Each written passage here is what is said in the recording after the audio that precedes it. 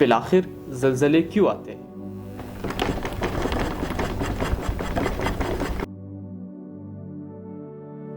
ہماری جو زمین ہے وہ ایک پزل کے مانند ہوتی ہے. یہ زمین کا ایک ٹکڑا نہیں بلکہ 20 ایسے ٹکڑوں کے ساتھ مل کر بنے ہوئے ہوتے ہیں جن کو ہم ٹیکٹونک پلیٹس کہتے ہیں.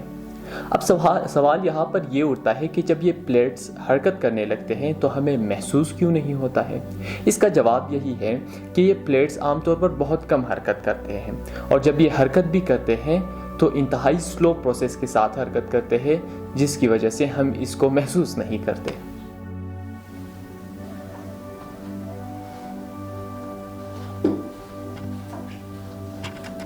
میں یہ فزیکل جیوگرافی کی کتاب پڑھ رہا تھا اور میرے ذہن میں یہی سوال اٹھ رہا تھا کہ بالآخر یہ ٹیکٹونک پلیٹس حرکت ہی کیوں کرتے ہیں؟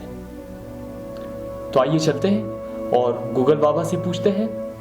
نے جاننے کی کوشش کی کہ بالآخر ٹیکٹونک پلیٹس کیوں حرکت کرتے ہیں، تو گوگل کے جواب کے مطابق زمین کے بالکل سینٹر میں یعنی زمین کے کور میں کچھ ایسے مواد موجود ہوتے ہیں ان کی ٹیمپریچر بہت ہی زیادہ ہوتے ہیں، یعنی ان کے درجہ حرارت اسی طرح ہوتے ہیں جو کہ سورج کے سرفیس کی ہو، اور یہ گیسز جب پیدا کرتے ہیں تو وہ گیسز نکلنے کے لیے زمین کی سطح پر کچھ پریشر بلڈ اپ کرتے ہیں، جس کی وجہ سے زمین پر کریکس پڑ جاتے ہیں.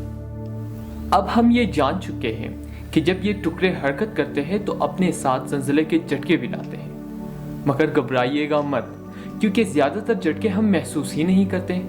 وہ اس لیے کیونکہ یہ سلو پروسیس کے ساتھ ہوتے ہیں، مگر ان میں سے اکثر جھٹکے ہم بہت شدت کے ساتھ محسوس کرتے ہیں، کیونکہ ان میں سے بعض جھٹکے اگر کسی ایک پوائنٹ پہ زلزلہ واقع ہو تو وہ تقریباً یہاں سے لاہور تک کے فاصلے بلکہ اس سے بھی زیادہ یعنی 1609 کلومیٹر تک بھی اپنا اثر دکھا سکتا ہے، جو کہ بعض اوقات جان لیوا بھی ثابت ہوتا ہے. آئیے جانتے ہیں کہ زلزلے کے کتنے اقسام ہوتے ہیں. زلزلہ نارملی 3 اقسام کے ہوتے ہیں.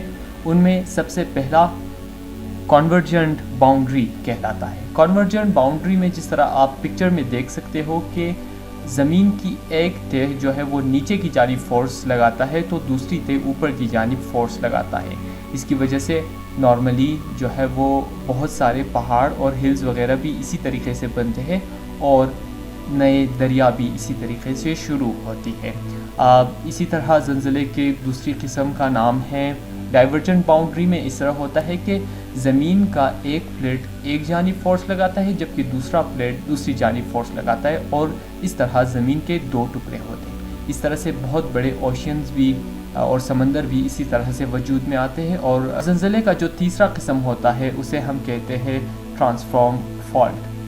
اس میں اگر آپ تصویر میں دیکھ لیں تو اس قسم کے زلزلے میں نارملی زمین کے جو پلیٹس ہیں ایک پلیٹ ایک جانب فورس لگاتا ہے اور دوسرا پلیٹ دوسری جانب فورس لگاتا ہے، جس کی وجہ سے کچھ اس طرح کے مناظر اور اس طرح کی تصویر بننا شروع ہو جاتے ہیں. کوئٹہ میں 1935 میں ایک بہت ہی بڑا زلزلہ آیا تھا جس میں تقریباً 30,000 سے 60,000 کے لوگ جو ہے وہ ہلاک ہوئے تھے اور اس میں بہت سے مالی نقصانات بھی ہوئے تھے.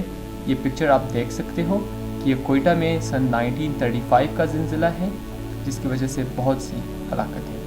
جب ہم نے زلزلے کے حوالے سے اسلامک پوائنٹ آف ویو لینے کی کوشش کی تو ہمارے ساتھ لائن پہ موجود تھے معروف عالم دین علامہ علی حسنین الحسینی صاحب. انہوں نے زلزلے کے حوالے سے کیا فرمایا، آئیے سنتے ہیں.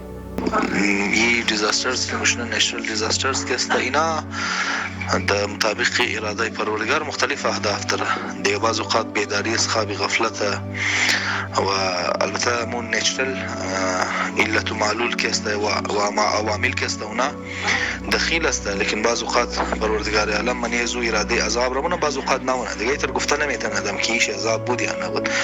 بین مختلف علت ها داره، مختلف فلسفه ها و هدف ها داره دیگه. بعضی هدف هایشی بیداری از خواب غفلت است. یک فلسفه بسیار مهم شی حیات خود دنیا است، چون این زلزله و حوادث و دیزاسترز اگر نباشه خود دنیا طرف نابودگانی است. البته عذاب هایی که در تاریخ انده و از طرف پروردگار که به عنوان عذاب قرآن ذکر مونه و نامزو عذاب های نابود کننده بوده که مثلا قوم را کلان اقوام را یا مثلا بسیار از نعمت ها را نابود مکدنه. دیگه معمولا اون تا بوده. البته بسیار دیتیل تاپیک من از هدف زندگی، هدف خلقت اینا تا اون دیسکشن، لیکن خلاصه‌اش همی است.